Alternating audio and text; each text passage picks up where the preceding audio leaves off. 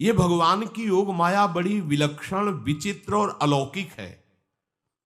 आपका जैसा भी भाव वैसे आपको भगवान दिखाई दे रहे, पक्का मानिए।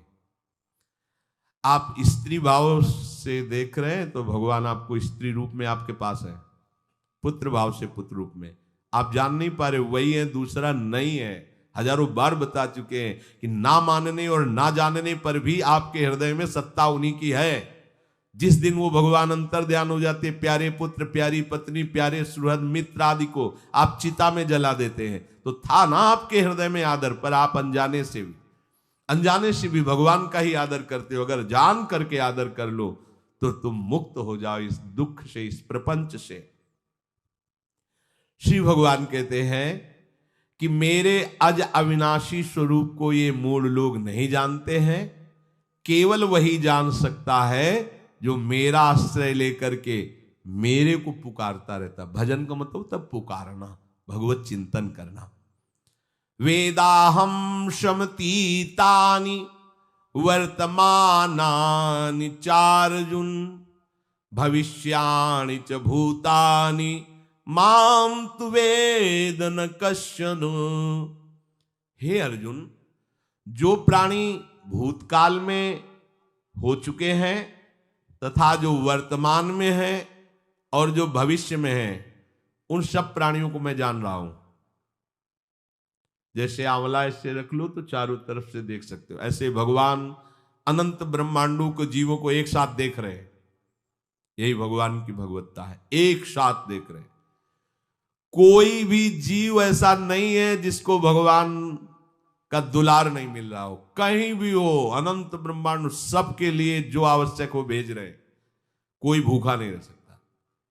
एक बार वीर शिवाजी समर्थ गुरु श्री रामदास स्वामी जी के पास गए और कहा कि स्वामी जी अकाल पड़ा हुआ है, तो हमने सारा का सारा खजाना खोल दिया और सबको पवाया। तो गुरु बड़े कृपा सिंधु थे, उन्होंने देखा कि इनके हृदय में एक गर्भ का अंकुरण हो रहा है कि मैं भरण पोषण किया सबका अकाल में। तो उन्होंने कहा कि शिवू ये हथौड़ा उठाओ, आओ चलो हमारे साथ। एक बड़ा पत्थर का, इसे तोड़ो। मारा, जेवी तोड़ा, हटाया तो नीचे मिट्टी में दबा हुआ स्वस्थ मेढक एक ऐसा, बिल्कुल। बोले इसको किसने दिया? देखो ना कितना स्वस्थ है, पुष्ट है, इसको कौन आहार दे रहा है, इसको कौन प्राण पोषण कर रहा है? बोले भगवान। तो बोले तुम कैसे दाता बन गए? संपत्ति तो सब भगवान की है, भगवान ही सबका, ये अहम मत करो कि तुम पोषण करते हो। नहीं, छोटी सी वृत्ति को भी गुरुदेव बर्दाश्त नहीं करते। जो गुरु शरणागत होता है वो उनकी बात समझता है, अन्यथा वो अपनी मनमानी वृत्ति को ही आदर देता है, गुरु की आज्ञा वृत्ति को नहीं देता। छोटा सा भी अभिमान का कण अपने जनों में गुरुदेव को बर्दाश्त नहीं होगा, क्योंकि यही भगवत प्राप्ति में बाधा बन जाएगा।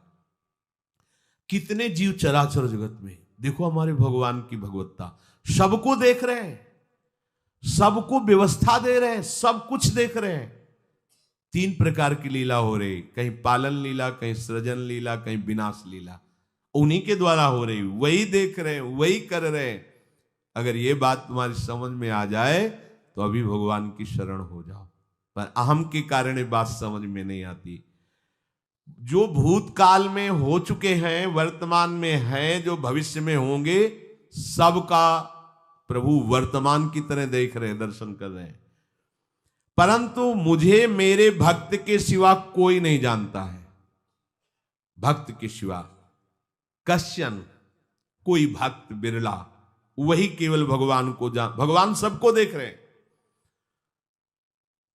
भगवान की दृष्टि सब पे है। अगर ये बात आपकी समझ में आ जाए तो अभी आनंद आने लगेगा। मैं भगवान की दृष्टि में हूं, बस आज हमें सत्संग से बात मिली कि मैं भगवान की दृष्टि में हूं, मुझे वो देख रहे हैं, बढ़िया बन गया। अब आप पाप कैसे करोगे? क्योंकि भगवान की दृष्टि में भगवान आपको देख रहे हैं। डरो, किसी गवाही की जरूरत नहीं, वो देख रहे हैं। तो आप भय क्यों कर रहे हो? आपको भगवान देख रहे हैं, आपको डरना नहीं। फिर आप कामना क्यों कर रहे हो? भगवान आपको देख रहे हैं, जो चाहिए उस समय से दे देंगे, आप निश्चिंत रहिए। अगर आप अहम करोगे तो दुख भोगोगे, आश्रित रहोगे तो सब अपने आप निर्वाह हो जाएगा। एक आदमी ट्रेन के डिब्बे में बैठे ऐसे ऐसे दौड़ रहा था। एक ने पूछा भाई क्यों दौड़ रहे? बोले अमुक स्टेशन जाना है। तू बैठ जा, गाड़ी चल रही है, ट्रेन चल रही, तू बैठ जा। ऐसे ही त्रिगुणात्मिका माया की ट्रेन चल रही, पूरे विश्व का विश्वंबर भरण पोषण कर रहे हैं, तू तो बैठ जा भगवद आश्रय लेकर के, तू काहे को दौड़ा घूम रहा है? लेकिन ये अहंकार के कारण भटकता रहता है। भूत, वर्तमान और भविष्य काल, ये 3 विशेषण देकर भगवान कह रहे हैं कि मैं सबको देखता रहता हूं, जो हो गए, जो हैं, जो होंगे। भूत के प्राणी, भविष्य के प्राणी अथवा वर्तमान के प्राणी सभी भगवान की दृष्टि में वर्तमान की तरह ही है। ये भूत, भविष्य, वर्तमान काल केवल हम लोगों की दृष्टि में भेद है, भगवान की दृष्टि में नहीं। हो चुका, होगा, हो रहा है। भगवान की दृष्टि में सब हो रहा है, पीछे का भी, अब का भी, सब सामने चल रही सीन। हमारे हृदय में विश्वास हो जाए प्रभु हमें देख रहे हैं। अभी तो हमें ये नहीं पता कि हम भजन कर रहे हैं, भगवान पता नहीं जान रहे हैं कि नहीं जान रहे हैं। अभी भक्ति में रंग आ जाए, अगर ये बात समझ में आ जाए कि प्रभु देख रहे हैं हमें। देखो, जब हमारे गुरुजन बैठकर सुनते हैं और जब गाने को अवसर मिलता है तो ज्यादा उत्साह होता है कि बैठे सुन रहे हैं। ऐसे ही अगर हम मान लें कि हमारे प्रभु सुन रहे हैं, हम जो भजन कर रहे हैं हमारे प्रभु देख रहे हैं, जो सेवा कर रहे हैं भगवान हमारे स्वीकार करें, प्रियालाल स्वीकार कर, अभी भक्ति का रंग आ जाए, ये बात हमारे हृदय में बैठ जाए कि मैं हर समय प्रभु की दृष्टि में हूं, हर समय मैं अपने आराध्य देव की दृष्टि में हूं, कितना आनंद आएगा। अंदर से सोचो जरा, हर समय वो हमें देख रहे हैं और वो कह रहे हैं मैं देख रहा हूं। पीछे जो तुम किए वो देख रहे हैं वर्तमान की तरह, अभी जो वो तुम देख रहे हो, देख रहे हैं, आगे जो करोगे वो भी देख रहे हैं। वो पहले से उनको सब पता है, तुम ऐसे ऐसे चलोगे, ऐसे ऐसे कार्य करोगे। भगवान की दृष्टि में सब कुछ वर्तमान ही रहता है। संपूर्ण प्राणी काल के अंतर्गत है और प्रभु श्री हरि कालातीत है। देश, काल, वस्तु, व्यक्ति, घटना, परिस्थिति ये बदलते रहते हैं, पर प्रभु श्री हरि वैसे के वैसे ही रहते हैं। काल के अंतर्गत प्राणियों का ज्ञान एक सीमित है। अब इस दीवार के पीछे कौन खड़ा है, क्या कर रहा है पता नहीं, पर भगवान की दृष्टि में नहीं। भगवान की दृष्टि में सुमेरु पर्वत पर क्या हो रहा है, जहां किसी की दृष्टि, वहां भी उनको, ब्रह्मलोक में ब्रह्मा क्या कर रहे हैं, बैठे बैठे सब। इसीलिए कितने महान ईश्वर हैं। एक छोटी सी भी चींटी को दाना मिला कि नहीं, उनको चिंता है।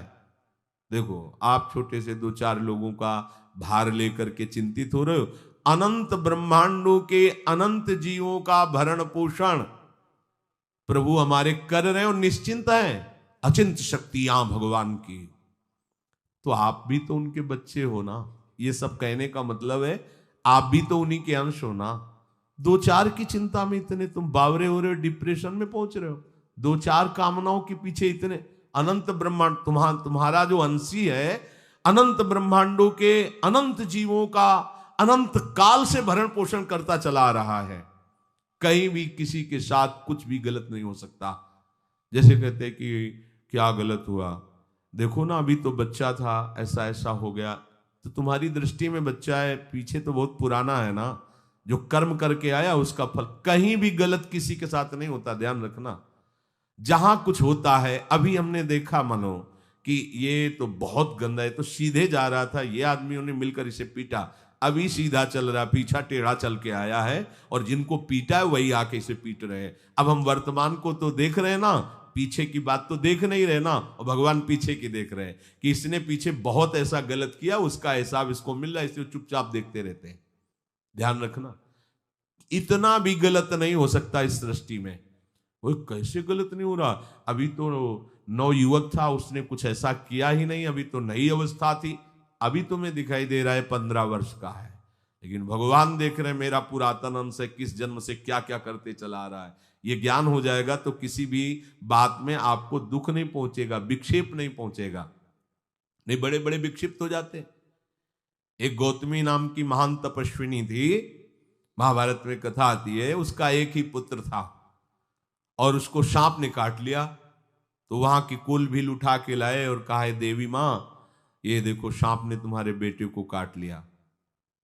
तो उनका इतनी सामर्थ्य सांप की कैसे हो गई कि मेरे बेटे को काट लिया और मेरे से भय नहीं माना।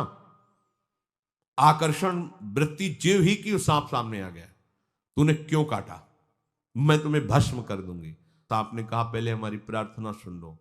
मेरे सर पर मृत्यु ने आकर के अपना शासन जमा लिया और कटवा दिया, मेरा कोई दोष नहीं। मृत्यु का आकर्षण किया, महान तपस्विनी भगवान व्यास देव जी ने ये लीला कथा गाई है। मृत्यु का आकर्षण किया, साक्षात मृत्यु सामने आ गई, थर थर कांपने लगी। गौतमी जी ने कहा मैं अपने तपस्या के बल से तुम्हें भस्म कर दूंगी। हमारे ऐसे निष्पाप बालक को तुमने सांप के द्वारा प्रेरित करके कटवाया। बोले मेरे ऊपर काल का शासन है, काल ने मुझे प्रेरित किया, मैंने सांप को प्रेरित किया, मेरा कोई दोष नहीं, ये काल का शासन।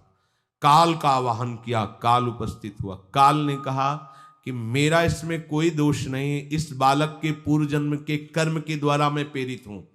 इस बालक के कर्म से प्रेरित होकर मैंने मृत्यु को प्रेरणा की, मृत्यु ने सांप को प्रेरणा की और इसने डस लिया। अब आप बताओ किसका दोष है? शांत हो गई, क्योंकि इस बालक के ही तो कौन काहू के सुख दुख कर दाता, निजकृत कर्म भोग सुन भ्राता। कोई किसी के सुख दुख का हेतु नहीं है, अपने कर्म ही है जो हमको दुख सुख देते हैं। और ये भगवान देख रहे हैं। कोई, जैसे आपको अभी मनुष्य शरीर मिला, स्वतंत्रता है, अब आप जो पापाचरण चाहो छूट है कर सकते हो, या जो पुण्य कर्म चाहो कर सकते, या भजन करना चाहो कर सकते हो। ये स्वतंत्रता केवल मनुष्य शरीर को दी गई है। आपको जो पूर्व भोग मिल रहे हैं वो आपके पीछे के कर्मों के हैं। तो जो ज्ञानी जन होते हैं, विवेकी जन होते हैं, आए हुए प्रारब्ध को भोग लेते हैं, नया कोई पाप नहीं करते, निरंतर भजन करते रहते, भगवान की कृपा से मुक्त हो जाते। अगर भगवान की शरण में नहीं होगे, भजन नहीं करोगे, तो आपके ऊपर बहुत से ऋण है, दुर्गति हो जाएगी। ऐसा नहीं है। आप यहां भी तो देखो ना, आपके मकान, आपका व्यापार, सब कुछ आपका कहा जाता है, लेकिन सब कुछ सरकार का है। हर चीज का टैक्स देना पड़ेगा तुम्हें, पानी का भी टैक्स देना पड़ेगा, मकान का भी टैक्स देना पड़ेगा, और तुम भी जो करोगे वो पैसा दो सरकार को। टैक्स तुम ऐसे फ्री थोड़ी जा नहीं होता, देना पड़ता है ना। आप मान लो नौकरी कर रहे हो कि हमारी नौकरी करे, तो उसमें सरकारी टैक्स कटेगा आपका, क्योंकि आप सरकारी आदमी हो, भारत देश के वासी हो। ऐसे ही ये टैक्स लगे हुए हैं सरकारी भी, मातृ ऋण, पितृ ऋण, ऋषि ऋण, ये टैक्स है। ऐसा नहीं कि तुम कमाओ खाओ और इसके बाद मर के जाओ स्वर्ग मिलेगा। टैक्स चुकाओ। ये मनुष्य शरीर मिला, इन ऋणों से मुक्त हो। अगर नहीं हुए तो अभी तुम्हें दुर्गति होगी। आप देखो, जब कभी ऐसी सूचना मिलती कि अमुक आदमी का अमुक धन पकड़ा गया, तो इनाम दिया जाता है क्या कि इतना कमा लिया? सजा दी जाती है, तुमने टैक्स की चोरी की। अगर चोरी नहीं की, मेहनत से कमाया या व्यापार से कमाया, दिया नहीं सरकार को, हाँ दिया नहीं, इसीलिए तुम्हें टैक्स की चोरी का दंड मिलेगा, सारा धन अपहृत हो जाएगा, तुम्हारी निंदा होगी, तुम्हें सजा मिलेगी। बोलो मिलती है नहीं? ऐसे ही ये लड़का, बच्चा, पत्नी, पुत्र, परिवार जो भी है, ये सब श्री भगवान का तुम्हें टैक्स देना है। क्या टैक्स देना है? भगवान की शरण होकर उनका सुमिरन करो, सारे ऋणों से वो मुक्त कर देंगे। एकादश स्कंद में कहा है, मेरा भजन करने वाले का कोई ऋण नहीं रह जाता। और नहीं तो महाभारत में ही प्रसंग आता है, एक जरत्कारु नाम के ब्रह्म ऋषि थे। ऋषि और भक्त में बड़ा अंतर होता है। वो तपस्या प्रधान, जैसे दुर्वासा ऋषि तपस्या प्रधान थे, वो बाल ब्रह्मचारी और तपस्या से युक्त एक दिन भ्रमण कर रहे थे, तो आवाज आई, मेरी रक्षा करो, मेरी रक्षा करो। तो उस आवाज की तरफ बढ़े तो देखा कुएं में उल्टा लटके हुए हैं बहुत से ऋषि, और एक केवल तंतु है, एक केवल तंतु है जिसमें दो चूहे लगे हुए उसको भी काट रहे हैं, एक काला और एक श्वेत। तो उन्होंने देखा और दयालु हो गए कि ऋषियों, मैं तुम्हारी कैसे रक्षा कर सकता हूं? तो उन्होंने कहा कि ये जो दो चूहे हैं रात और दिन हैं, और जो हम लोग हैं ये तुम्हारे पितर हैं। ये चूहे तुम्हारी आयु को काट रहे हैं, एक तंतु हमारे कुल में केवल तुम ही हो, और तुमने तपस्या की ठान ली, ब्याह किया नहीं, गृहस्थ धर्म में गए नहीं, पुत्र हुआ नहीं, तो तपस्या में, भक्ति में एक दम है कि सब ऋणों से मुक्त कर देगी। ये बात ध्यान रखना, तपस्वी अलग है, भक्त अलग। इसलिए पीछे चर्चा आई थी कि तपस्वियों से भी अधिक, ज्ञानियों से भी अधिक, कर्मकांडियों से भी अधिक वो मेरा भक्त योगी होता है।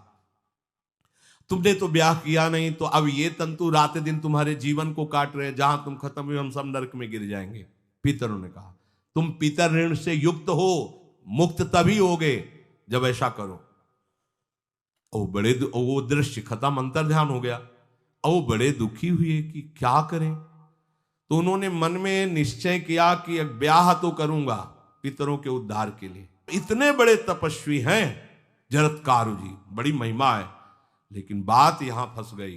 पितृ, उन्होंने मन में निश्चय किया कि कोई आके अपनी कन्या दे दे और उसका भी नाम जरत्कारु हो। मैं बिल्कुल भरण पोषण नहीं करूंगा और कभी हमसे कोई प्रश्न ना करे। ऐसी अगर कोई कन्या देगा तो मैं स्वीकार कर लूंगा। अब ऐसे ना नगर जाना है ना किसी से बात करनी, तो वृक्षों से कहते अपने पितरों के उद्धार के लिए मैं चाहता हूं कि कोई पाणी ग्रहण संस्कार करा दे, कोई हमारे नाम की कन्या को दे दे, और ऐसा ऐसा व्रत है। ऐसा ही बोल रहे थे, वासुकी नाग उपस्थित हो गए और उनकी बहन का भी नाम जरत्कारु था। उन्होंने कहा सुनिए महाराज, मैं नागराज वासुकी हूं, सब देव रूप में, कोई ऐसे नहीं सांप वैसे बने, देव रूप, और सुंदर कन्या जरत्कारु। बोले ये कन्या मैं आपको समर्पित करता हूं, हमारा सौभाग्य होगा आप जैसा महर्षि हमारी बहन का पति बने। इसका भी नाम जरत्कारु है, और आपकी जो इच्छा है कि मैं भरण पोषण नहीं करूंगा तो मेरे पास संपूर्ण वैभव है, आप भी पधारिए, मैं आपका भी भरण पोषण करूंगा, अपनी बहन का भी। तीसरी बात, मेरी बहन इतनी शास्त्र सम्मत आराधना से युक्त है कि वो कभी आपसे प्रश्न ही नहीं करेगी, तो उनका स्वीकार है। प्रसन्न हुए, चले गए। काफी समय तक उनके महल में रहे। एक दिन जरत्कारु अपनी जरत्कारु पत्नी की गोद में सर रख कर ऐसे लेटे हुए थे, सो गए। और शास्त्रज्ञ थी, संध्या का काल था। संध्या काल में निषेध है मैथुन करना, भोजन करना और स्वाध्याय करना, ये सब संध्या काल में बस भगवत स्मरण परायण लोकवत। लेकिन हमारे यहाँ महारानी जी की संध्या आरती और संध्या भोग लगने के बाद ये, इसीलिए वृंदावन धाम इसका कहीं भी ये वेदान्नपि संन्यस्त, वेदों से भी ऊपर उठी हुई रसमयी रसोपासना है, प्रियालाल की महल है। ये जगत सिद्धांत नहीं है, ये जगदीश का भी सिद्धांत नहीं है, ये प्रेम सिद्धांत है। वृंदावन नित्य विहार रस है, इसलिए इसको बीच में बता देते हैं, कहेंगे दूसरे को तो, और यहाँ शाम के तो भोग ही लगता है, गान बजान होता है, बकाया सिद्धांत है। आंख मूंद करके या तो गायत्री जप या जो गुरु मंत्र चुपचाप शांत भाव से जपे, ऐसा। अब वो इस चिंता में थे कि मेरे पति का धर्म जा रहा है और मैंने आज तक कुछ बोला नहीं अपने पति से, अगर बोलती हूं तो हो सकता है ये नाराज हो जाए और छोड़कर चले जाए। अगर मुझे छोड़ देते हैं और इनका धर्म बचता है तो ये ठीक बात रहेगी। कितनी विवेकवान है। अगर ये सोते रह गए और सूर्य अस्ताचल को चले गए तो इनका धर्म लोप हो जाएगा, ये मैं होने नहीं दूंगी, अपने पति का धर्म लोप नहीं होने दूंगी। और वो उस समय भी केवल एक लंगोटी लगा के रहते थे, अस्थिमात्र हो रहे शरीर, वहां भी ऐसा नहीं कि दूल्हा बन करके सज, नहीं, वैसे ही केवल पितरों की तृप्ति के लिए उन्होंने बात स्वीकार की थी। उन्होंने कहा महाराज उठिए, संध्या का समय है, शास्त्र निषेध करता है इस समय सोना नहीं चाहिए, नहीं आपके धर्म का लोप हो जाएगा। महाराज उठिए, सूर्य अस्ताचल को बस पहुंचने ही वाले हैं, उठिए। उठे एकदम लाल आंख करते हुए, तुमने हमें टोका कैसे, तुमने हमसे प्रश्न कैसे कर दिया, मैं अभी तुम्हारा त्याग करता हूं। बोले स्वीकार है, आपके धर्म का लोप ना हो। कहीं सूर्य अस्ताचल को चले गए, आपने अर्घ नहीं दिया तो जीवन भर की आपकी उपासना में कलंक लग जाएगा कि आपने संध्या काल में शयन करते हुए सूर्य आराधना नहीं की, आपके धर्म का लोप हो जाए। बड़ा सूक्ष्म धर्म का विषय। तो उनका सूर्य की ताकत कैसे कि मैं सोता रहूं और वो अस्ताचल को चले जाए, ऐसे महात्मा थे। कहा सूर्य की ताकत कैसे, भगवान व्यास देव जी ने लिखा है, किसी कहानी की बात नहीं। सूर्य की सामर्थ्य कैसे है कि मैं अर्घ ना दूं और वो अस्ताचल को चले जाएं, सूर्य तब तक रुके रहते जब तक मैं सोता रहता, पर तुमने टोक दिया, अब मैं चला। जब चले तो उन्होंने कहा हमारे गृहस्थ धर्म का जो फल होता है आपके पाणी ग्रहण स्वीकार का जो फल होता है उसको बिना दिए आप कैसे चले जा रहे हैं? तो उनका आस्ति वो है, चले गए। उसी से आस्तिक मुनि का प्रादुर्भाव हुआ और उन्होंने आगे बड़ा चरित्र है उनका, आस्ति, तो उसी से नाम रखा आस्तिक। आस्तिक उन्होंने जन्मेजय की यज्ञ को बंद किया। आप सोचो, एक पितर की तृप्ति के लिए उनको ये सब करना पड़ा। और श्री हरिशरणम और निरंतर भजन, तो मातृण, पितृण, देवऋण, ऋषि ऋण, सब ऋणों से उपासक मुक्त होकर के परम धाम को जाता है, एकमात्र भगवदास है। पर ये मूढ़ जन इस बात को नहीं जान पाते हैं। बिना कारण कृपा करने वाले प्रभु जीव को मनुष्य शरीर देते हैं।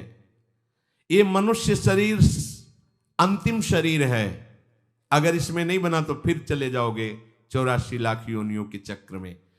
इसी शरीर में अनंत जन्मों के संचित कर्म समुदाय का नाश करके भगवत प्राप्ति होती है या मोक्ष पद मिलता है। कौन सा प्राणी किस गति को जाएगा भगवान देखते हैं पर संकल्प नहीं करते, ध्यान रखना, क्योंकि आगे की भी देख रहे हैं, वो देख रहे हैं जो तुम कर रहे हो वैसे गति बनती चली जाएगी। भगवान संकल्प नहीं करते। भगवान तो एक बार संकल्प कर दिया, एको हम बहुश्यामा, उसी में बहुत रूपों में प्रकट हो गए। अब तुम्हें संकल्प करना है कि इस जन्म में मुझे भगवत प्राप्ति करनी है। जो संत शास्त्र सदगुरुदेव कह रहे हैं ऐसा करो ऐसा ना करो, यदि आप इस भावना को स्वीकार करके आराधना करेंगे तो निश्चित निश्चित भगवत प्राप्ति इसी जन्म में हो जाएगी। प्रभु केवल तुम्हें निमित्त बनाना चाहते हैं, कल्याण तो वही करेंगे। जैसे अर्जुन से कह रहे हैं भीष्म आदि द्रोण आदि मेरे द्वारा मारे जा चुके हैं, तुम केवल निमित्त मात्र भव सव्यसाची। ऐसे ही अय उपासक तू केवल निमित्त बन जा, जो शास्त्र सदगुरुदेव आज्ञा करते हैं वैसे ही तू चल दे अपने मन को मार के, केवल तू निमित्त बन जा। कल्याण या भगवत प्राप्ति या मोक्ष वो तो भगवत कृपा से होगी। पूरी उद्धार की सामग्री तेरे अंदर जागृत कर देंगे प्रभु, केवल तू निमित्त बन जा, मेरी कृपा तेरी सारी बात बना देगी। विश्वास करो, इस बात पर विश्वास करो। भगवान कह रहे हैं तुम निमित्त बन जाओ, जो आदेश कर रहे हैं वैसा पालन करो, काम तो सब मेरी कृपा कर देगी। जो ऐसे मनुष्य शरीर ऐसी कृपा प्राप्त होने पर भी भगवत प्राप्ति नहीं कर पाता, तो मयानुकूलेन नभस्वतेरितम पुमान भवाब्धिम न तरेत सा आत्मा। ऐसी मेरी कृपा का सहारा मिलने पर यदि वो भगवत प्राप्ति नहीं कर पाता तो बोले आत्महा है, वो आत्महत्यारा है, वो दुर्गति को प्राप्त होता है। मनुष्य के लिए खास बात है कि प्रभु ने कृपा करके तुम्हें जो सामर्थ्य दी है, जो समझ दी है, जो सामग्री दी है, उसका दुरुपयोग मत करो। केवल भगवत प्राप्ति के लिए चलो, केवल भगवत प्राप्ति के लिए। ये सबकी समझ में नहीं आएगा, बिल्कुल बात समझ ले। केवल भगवत प्राप्ति के, ये जो कहते हैं कि और हमारे धर्म कर, ये सब फसाव है। आप गृहस्थ बने रहो, आप व्यापारी बने रहो, पर आप लक्ष्य रखो कि मुझे इस जन्म में भगवत प्राप्ति करनी है। आपका लक्ष्य दृढ़ होगा तो नाम जप चलता रहेगा, संसार का कोई विकार आपको परास्त नहीं करेगा। अगर आपने ऐसा अटल निश्चय कर लिया तो तुम्हें जो भगवत सामर्थ्य मिली उसका तुम दुरुपयोग नहीं करोगे। देख लो, अपने लोग बहुत बड़ी गलती करते हैं, जो आध्यात्मिक ऊर्जा शक्ति उसको विषयों में दुरुपयोग करके नष्ट कर रहे हैं। कहते हैं अब हमारा मन नहीं लगता, अब हमारा बड़ा शांति है, घबराहट है। क्यों शांति है, क्यों घबराहट है? जब तक तुम धर्म विरुद्ध नहीं करोगे तो अशांति नहीं हो सकती, भय नहीं लग सकता, विषाद नहीं हो सकता, क्लेश नहीं हो सकता। लिख लो ये बात। किसी को भी कभी भी भय महसूस हो रहा है, अशांति महसूस हो रही, घबराहट महसूस हो रही, आप भगवत प्रदत्त शक्ति का दुरुपयोग कर रहे हैं, समय का दुरुपयोग कर रहे हैं, सामग्री का दुरुपयोग कर रहे हैं, अर्थात कोई न कोई अधर्म आचरण कर रहे हैं। अब भी आपको उपाय बता देते हैं। यदि तुम्हारा मन जलन पैदा कर रहा है तो भगवान से हाथ जोड़कर कहो कि हे नाथ, मेरे से अब तक जो गलतियां हुई हैं उन्हें क्षमा कर दो। आगे मैं गलती नहीं करूंगा, आपके बल से, आपके बल से। ये भी ध्यान रखो, आपके बल से, अपने बल से नहीं, आपके बल से। हे नाथ ऐसा मुझे बल दो जिससे कभी मैं आपके और गुरुदेव के विपरीत न चलूं। अगर कोई हमसे गलती हो जाए तो मुझे तत्काल दंड दे देना, क्षमा मत करना। आगे ये बहुत बढ़िया बात है। अगर हमको क्षमा कर दिया जाएगा तो हमारे मन को उत्साह बढ़ जाएगा फिर गलती करने का। अगर दंड दे दिया जाए तो मन डर जाएगा। इसीलिए प्रार्थना में ये भी कहना चाहिए, पर हिम्मत नहीं पड़ेगी क्योंकि मन को बहुत दुलार करते हैं ना, कि प्रभु मेरे से जो गलती हुई उसे मुझे दंड दे दो, मैं क्षमा नहीं चाहता। क्योंकि हम देखते हैं जब हम क्षमा कर देते हैं तो उसका उत्साह बढ़ जाता है मन का और गलत करने का। प्रभु इसे क्षमा मत करो, इसे दंड दो। एक बार इसकी भरपूर बेइज्जती होनी चाहिए। जब इसको सब देखेंगे हाँ ये, तो अपने आप ही मन सही रास्ते में आ जाएगा। प्रभु आप क्षमा कर देते और बात गुप्त रहती है तो इसको बढ़ावा और मिल जाता है और पापाचरण कर, क्योंकि ये दुष्ट है ना। अगर साधु हो तो बचत हो जाए कि देखो प्रभु ने इस गलती को छुपा दिया और कोई जाना भी नहीं और क्षमा भी कर दिया, अब मैं आगे से बिल्कुल नहीं करूंगा। ये दुष्ट है ना, ये ऐसा नहीं करता। क्षमा हो गई तो उसको लगता है आगे भी क्षमा हो जाएगी, चुपचाप चलो मनोरंजन करते हैं। नहीं प्रभु मुझे दंड दीजिए, जैसे कुंती जी कहती है मुझे विपत्ति दीजिए। ऐसे उत्तम भक्त वही है। हे नाथ आज तक जो गलतियां हुई क्षमा कीजिए, आगे गलतियां नहीं होंगी, ये मैं आपके बल से कह रहा हूं। प्रभु यदि मेरे से चूक हो जाए तो आप क्षमा मत करना, मुझे दंड देना जिससे मेरा सुधार हो जाए, मैं आपके अनुकूल चलने लगूं। मनुष्य की असमर्थ दो तरह से होती है। एक असमर्थ कि वो कर ही नहीं सकता, जैसे किसी से कहा जाए कि तुम ये मकान उठा करके वहां रख दो तो कर ही नहीं सकता। ऐसी सामर्थ्य जो आप में करने के लिए भगवान कभी आदेश ही नहीं देंगे, ध्यान रखना। एक बात ध्यान दीजिए, कोई भी ऐसी भगवद आज्ञा या गुरु आज्ञा नहीं होती जो आप नहीं कर सकते। आप जो कर सकते हैं वही आज्ञा होती है। दूसरी असमर्थ ये होती है कि करना चाहता हूं, समय भी है, पर पता नहीं कोई अंदर से करने नहीं देता।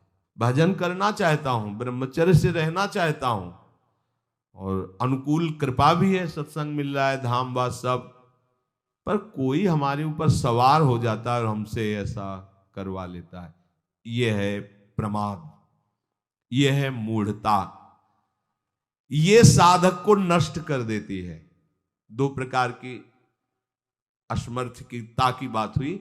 एक ये कि भाई हम असमर्थ हैं, कहा गया कि इस मकान को वहां उठा के रख दो, नहीं रख सकते, तो ऐसा आदेश ही भगवान और गुरुदेव का होता नहीं होगा।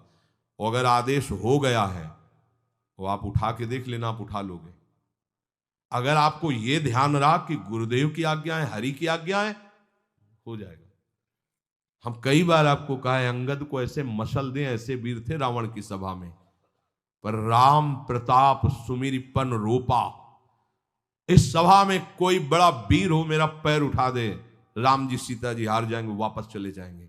ये बात थर्रा देने वाली बात है। घबरा, आराध्य देव और माता जानकी दोनों को दांव में लगा दिया, उठा दे कोई पैर, पर उनको भरोसा था कि मैं राम के बल पे कह रहा हूं।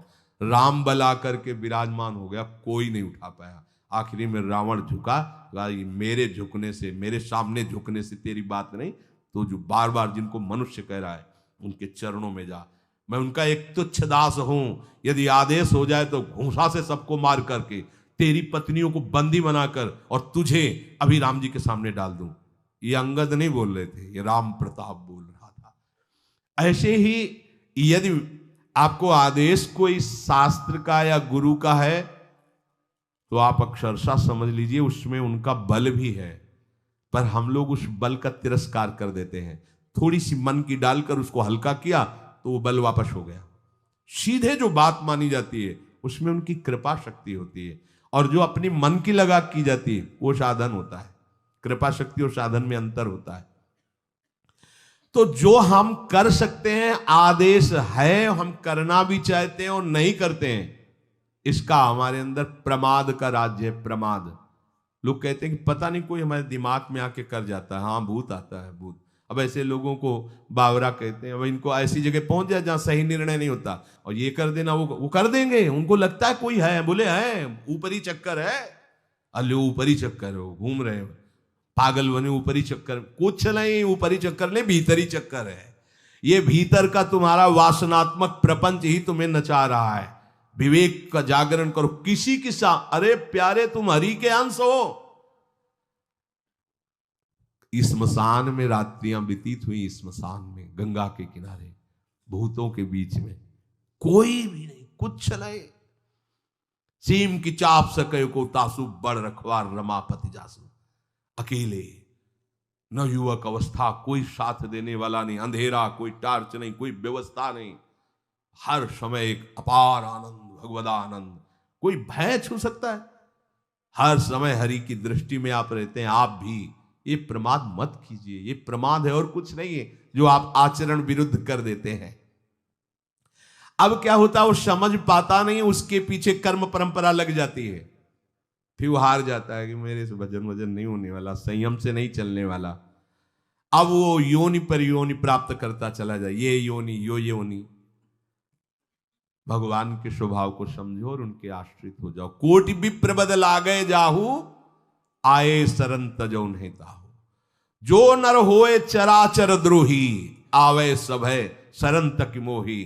तो तज छल कपट मोह मद माना, करूं शब्द ते साधु समाना।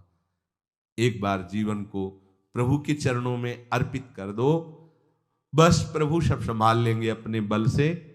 अपने बल से संभालने का तात्पर्य है आप उनकी आज्ञा पालन का प्रयत्न करो। प्रयत्न की सफलता प्रभु के द्वारा होती है। जब हम प्रयास करते हैं ना, तो प्रभु हमें आगे से आगे रास्ता देते चले जाते हैं। और ये जन्म भगवत प्राप्ति होनी ही चाहिए। अब इसके नीचे सौदा मत कर लेना। प्रभु से मिलने के सिवा और कहीं सौदा न कर लेना, क्योंकि आपके पास धन है। ठग लोग आएंगे आपको ठगने के लिए। ये भोग भोग लो, ये भोग भोग लो। कैसे बताएं? यदि तुम भगवत आश्रित हृदय से हो जाओ तो स्वप्न में भी तुम्हें डिगने नहीं देंगे। एक बार किसी उपासक ने अपना अनुभव बताया कि स्वप्न में उसके सामने कई भोग सामग्रियां से भरा हुआ मकान, सब व्यवस्था, वो एक बहुत सुंदर तरुणी। बस हमने आपको पसंद कर लिया। ये स्वप्न की बात, हमने आपको पसंद कर लिया। हम जिसकी खोज में थे वो आप हमें मिल गई। बस अब तो हमारे जीवन धन आप ही हो। वो सुनने लगा, मतलब उसको अच्छा लगने लगा ये बात सुनने में। इतने में ही एक देवी प्रकट हुई। इतना सुंदर रूप कि करुणा बरस रही थी उस रूप से। और स्पष्ट कहती, ये छल है, ये कपट है। झुकना मत, देखना मत, इसकी सुनना मत। यदि सुन लिया और इसके प्रलोभन में झुक गए और इसको देख लिया तो तुम चले जाओगे। तुम्हारा आंख खुल गई। बड़ा आनंद हुआ उस उपासक को कि स्वप्न में भी आश्रयदाता उसको डिगने नहीं देते। स्वप्न में भी, ये बात समझ लो, स्वप्न में भी भय आने नहीं। स्वप्न ही था, हो सकता था स्वीकृति उस उपासक के हृदय की हो जाती, लेकिन जगने पर हाहाकार मच जाता कि कैसे स्वीकृति हो गई। पर देखो, जिसका आश्रय लिए वो उससे सुंदर रूप लेकर खड़ा हो गया और समझा रहा है छल है, कपट है, झुकना मत, देखना मत। आप तो केवल आश्रित होके तो देखिए, जागते हुए, सोते हुए, स्वप्न में, ये तुम्हारी अवस्थाएं, प्रभु की नहीं है। वो तुम उन्हीं की गोद में जग रहे हो, उन्हीं की गोद में सो रहे हो, उन्हीं की गोद में शयन कर रहे हो। एकमात्र प्रभु का आश्रय लेकर निरंतर भजन करते हुए इस जन्म में केवल भगवत प्राप्ति, अन्य सौदे में हमें फंसना नहीं है। बहुत से प्रलोभन आएंगे कि ये फ्री ले लो, फ्री भोग लो, कोई नहीं जानेगा। आपको सौदा नहीं करना अपने हरि आश्रित बल का, आपको उससे केवल हरि की प्राप्ति करनी। प्रलोभन आएगा, ध्यान रखना, भय आएगा। हे भगवान, आज तक जो भजन किया है इस भय को हटा दीजिए, क्योंकि इज्जत चली जाएगी, सब लोग थू थू करेंगे, मेरे से बहुत गलती हो गई, हटा दीजिए। हरि मुझे दंड दो, पूरी सभा में मेरा तिरस्कार करवाओ, ये मन लाख समझाया नहीं समझा, अब जब बेइज्जती होगी ना इसकी तब समझेगा, कुछ नहीं होगा और कृपा हो जाएगी, आगे बढ़ जाओगे। बिल्कुल अपने भजन को खर्चा मत करना, ना भय में और ना किसी सुख प्रलोभन में, तो इसी जन्म में भगवत प्राप्ति हो जाएगी। संसार के द्वंद्वों से बचने के लिए मार्ग खोजता है, मेरा कल्याण हो जाए। ये बहुत ऊपर की बात आ गई सीधे, नहीं तो हजारों मनुष्य जो देवी देवता पितर नियम व्रत तीर्थयाटन दान पुण्य आराधना करते हैं, कल्याण के लिए नहीं करते कि मुझे भगवत प्राप्ति हो जाए, मोक्ष हो जाए। प्रायः वो आराधना अपनी वासनाओं की पूर्ति के लिए करते हैं, कामनाओं की पूर्ति के लिए करते हैं। ये कोई खास बात नहीं हुई। यहां जो कह रहे हैं हजारों मनुष्यों में कोई एक कल्याण प्राप्ति की साधना करता है। इस कल्याण प्राप्ति के मार्ग में चलने वालों को ध्यान से देखना चाहिए कि हम किसी वस्तु व्यक्ति भोग सामग्री के अभाव में भगवत मार्ग तो नहीं स्वीकार किया। यदि आपने किसी वस्तु व्यक्ति भोग सामग्री के अभाव में स्वीकार किया है, तो जब ये आपको प्राप्त होगा तो भगवत मार्ग छोड़ देंगे आप और उन भोगों को स्वीकार कर लेंगे और उनमें रमण करने लगेंगे, तो आप भगवत मार्ग के उपासक ही नहीं थे। वासना के अभाव में इस मार्ग में कदम रखा और वासना जहां घेरी तहां छोड़ दिया। इसलिए भगवान कह रहे हैं कि कोई एक प्रयत्न करता है भगवत प्राप्ति का, चलते हैं हजारों में कोई एक, हजारों चलने वालों में कोई एक प्रयत्न करता है। इसका तात्पर्य एक तरफ प्रियालाल है, एक तरफ संसार के भोग हैं और आप मार्ग में चलने वाले पथिक हैं। आपको प्रियालाल चाहिए या भोग चाहिए? माया आपको भोग प्रदान करेगी, भक्ति आपको प्रियालाल प्रदान करेंगे। अब आप अपने को देखिए, आप किस मार्ग के पथिक हैं। जहां आपके सामने भोग रूपी दाने माया ने फेंके तो आपकी दबी हुई महत्व बुद्धि जागृत हो गई और आप भोगों को स्वीकार कर लिया, तो आप प्रियालाल के मार्ग के पथिक नहीं, आप भोगों की प्राप्ति के लिए आराधना कर रहे थे, फिसल गए। आप अपने कल्याण के लिए, प्रेम तो बहुत ऊंची बात है, आप अपने कल्याण का भी निश्चय नहीं किए हुए थे। इस मार्ग में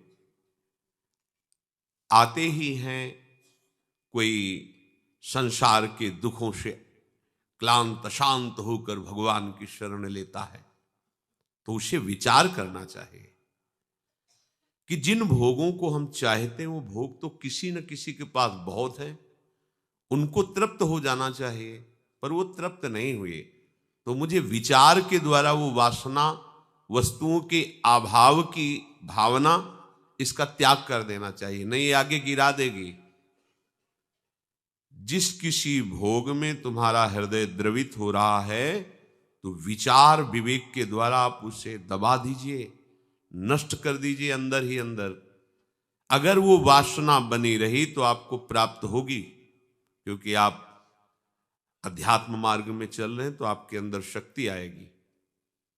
वो आकर्षणकारी भोग सामग्री आपके सामने आएगी और आपने महत्व बुद्धि कर ली है, सुख बुद्धि कर ली है, तो आप फिसल जाएंगे। आपका प्रयत्न भोग भोगने के लिए नहीं हुआ है, ये भगवत प्राप्ति के लिए हुआ है। आप देखो कैसे उपासक हो, भोग सामग्री सामने आई तो प्रियालाल को छोड़ दिया, भूल गए प्रियालाल को। ये आपकी बहुत बड़ी गलती है। इसीलिए हजारों चलने वालों में कोई एक प्रयत्न करता है, फिर हमारा सारा प्रयास होता है पाखंड का। अब हम भोग भोगते हुए अपने सम्मान को सुरक्षित रखने के लिए नाटक करने लगते हैं। हमारी दुर्गति हो जाती है। अंदर हम अशांत रहते हैं, बाहर से शांति का नाटक करते हैं। अंदर से हम असाधु हैं, बाहर से साधु का नाटक करने लगते हैं। इससे हमें शांति प्राप्त नहीं हो सकती। इससे हमारा बड़ा अहित है और जो हमारे पास आएगा उसका भी बहुत बड़ा हित है। यदि हमारी ऐसी वृत्ति है तो श्री हरिराम व्यास जी महाराज कहते हैं, आप न जानत कही न मानत, अजहू गुरहीन करत अशैलो, आपुन बिगरी बिगारत औरन, ज्यों जल नाये काचो घैलो, जुग जुग जन्म जन्म याही ते, अजहू न भर्यो विषय को थैलो, व्यास बचन माने बिनु जाने, नरक परेगो ऐलो पैलो। बिनु विवेक वैराग्य भक्ति बिनु सत्य न एको मानो, भगवत विमुख कपट चतुराई, सो पाखंड नहीं जानो। महापुरुषों के वचनों को मानो। विवेक वही है जो असत वासना को विचार के द्वारा रोक ले, उसे भस्म कर दे। अंदर ही अंदर जो जलन होती है वो वासना भस्म हो रही, आपको कष्ट नहीं हो रहा। आप तदात्म हैं अंतःकरण में और वासना को सुखद मान रहे हैं, इसलिए आपको कष्ट हो रहा है। यदि आप कोई वासना लेकर के भगवत मार्ग में चलेंगे तो आपको कष्ट मिलेगा, अशांति मिलेगी, आपको भगवदानंद की अनुभूति नहीं होगी, तो आपके अंदर नास्तिकता बढ़ जाएगी। अरे कुछ नहीं है, नाम जप में 20 वर्ष से जप रहा हूं, कुछ नहीं है, भक्ति में बहुत करके देख लिया, वैसे ही अशांत हैं। चलनी में गैया दुहे, दोष दयु को दे, हरिगुरु कहो न माने। बात समझिए आप। ऐसे हमारी वृत्ति बिगड़ जाती है कि सारा का सारा हम प्रयत्न वासना निपटाने में नहीं लगाते, वासना को छुपाने में लगाते हैं। बस बहुत सावधानी की जरूरत है। विषयीन हाथ बिकाए नहीं रिझवर भतार के।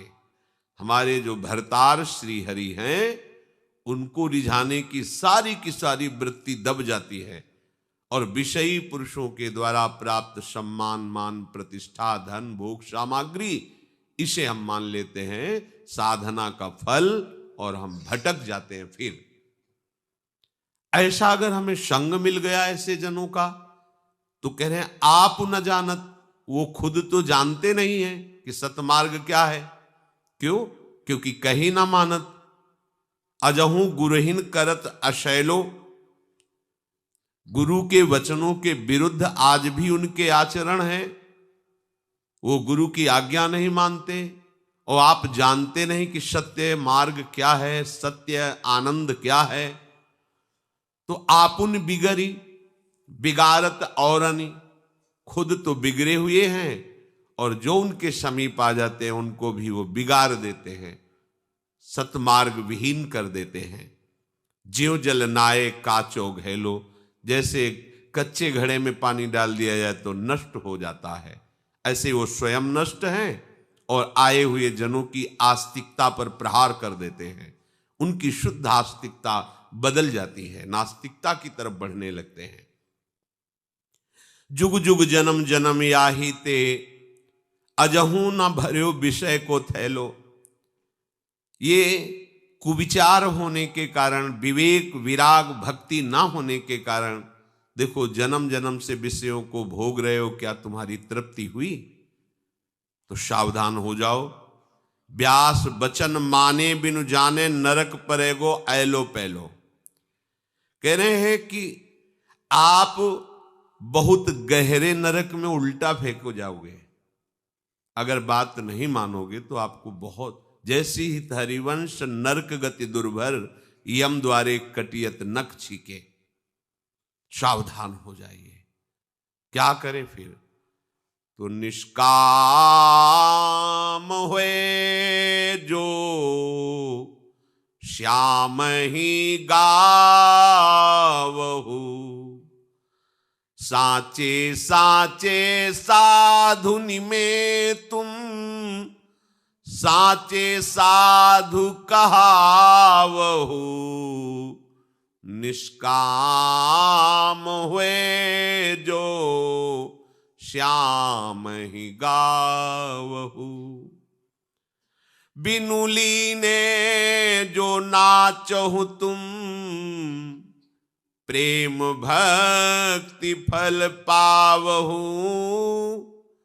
दाम कामना हरि नाम को गुण, लगे न कोटि रिझावहु।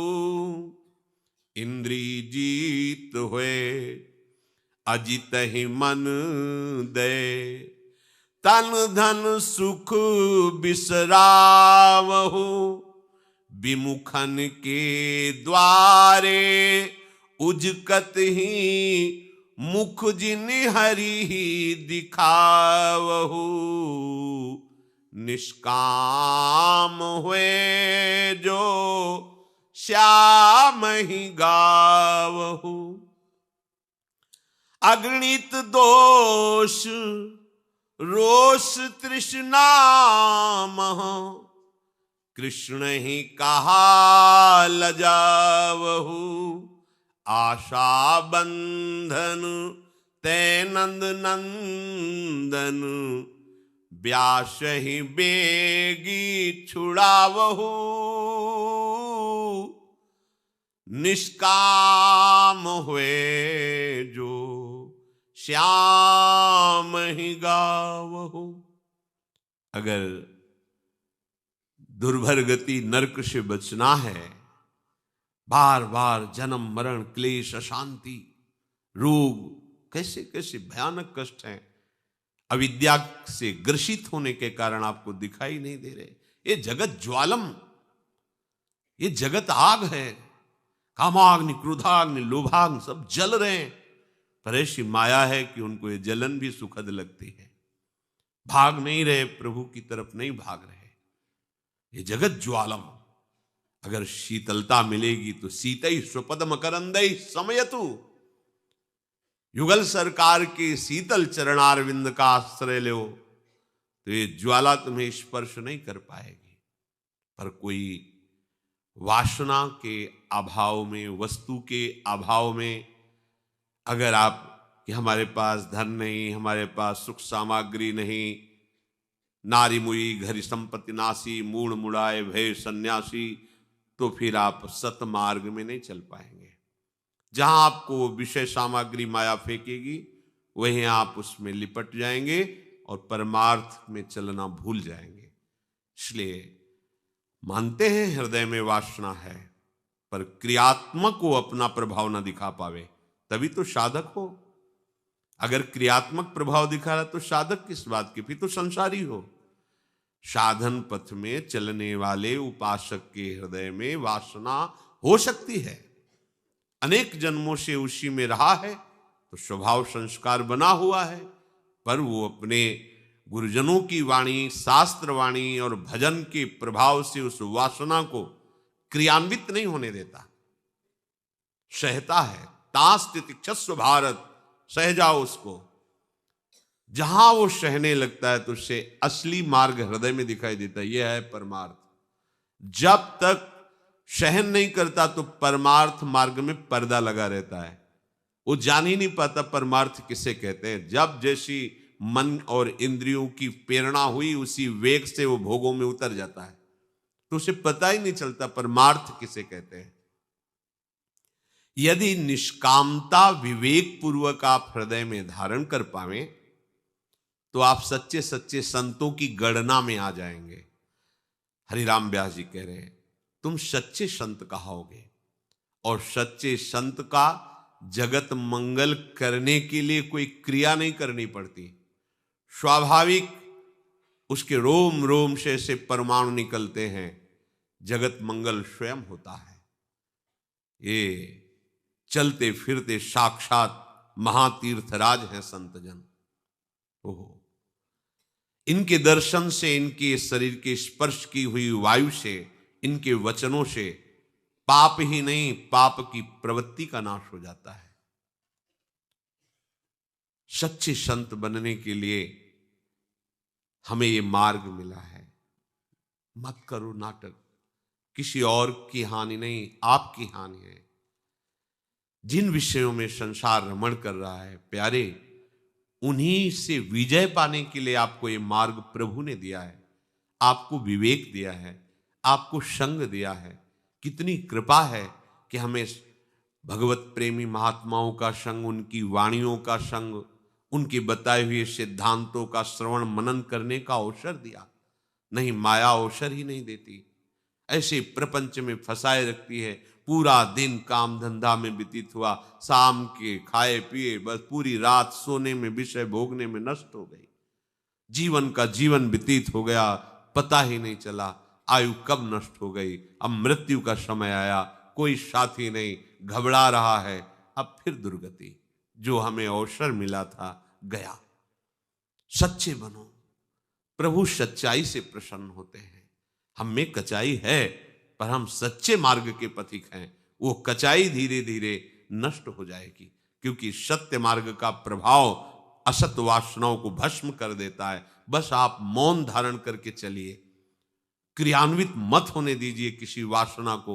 नहीं तो भगवान के हजारों में कोई एक चलता है, उन चलने वाले हजारों में कोई एक प्रयत्न करता है अपने कल्याण के लिए।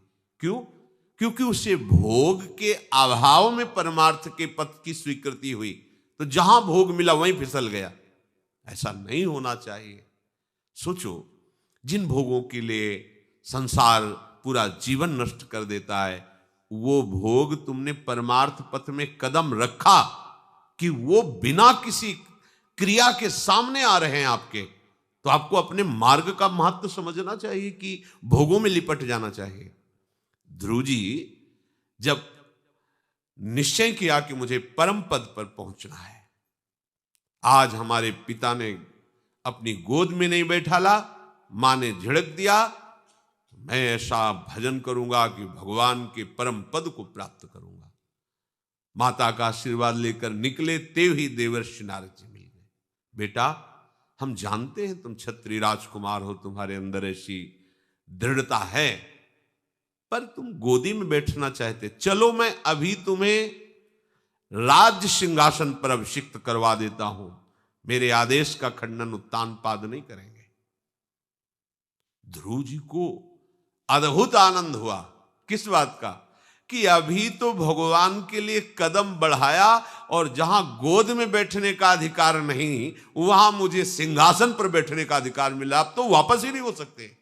यह है सच्ची मार्ग की प्रवृत्ति कि अरे, जिन भोगों के लिए संसार मारा घूम रहा है, वो भोग हमें परमार्थ में बाधा देने के लिए घेर रहे हैं। नहीं नहीं, अब तो आगे और बढ़ेंगे। जब अभी शुरुआत में ये है, तो परिणाम क्या होगा वो उन भोगों की तरफ देखता भी नहीं। पर अपने लोग ऐसे कच्चे विचार वाले हैं कि लगता है वर्तमान में सामने भोग, ऐसे भोग लेते हैं, भविष्य में भगवत प्राप्ति कर लेंगे। कभी नहीं होने वाली।